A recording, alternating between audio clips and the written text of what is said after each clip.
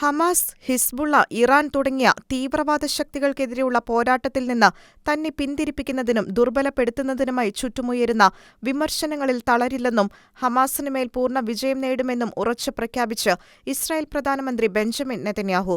ഹമാസിനെ നിർവീര്യമാക്കുക, ഇസ്രായേൽ ബന്ദികളെ മടക്കിയെത്തിക്കുക, ഗാസ ഇസ്രായേലിന് മേലിൽ ഭീഷണിയാവില്ലെന്ന് ഉറപ്പാക്കുക, ഇസ്രായേൽ പൗരന്മാരുടെ സുരക്ഷിതത്വം ഉറപ്പാക്കുക എന്നീ ലക്ഷ്യങ്ങൾ നേടും വരെ പോരാട്ടം തുടരും. ഇതിൽ സംശയമുള്ളവരോട് ആവർത്തിക്കുന്നു, ഇസ്രായേലി ബന്ദികളെ മോചിപ്പിക്കുന്നതിന് മുന്നിൽ തടസ്സം നിൽക്കുന്നത് ഹമാസ് മാത്രമാണ് എന്നത് ഇപ്പോൾ എല്ലാവർക്കും സുവ്യക്തമാണ്.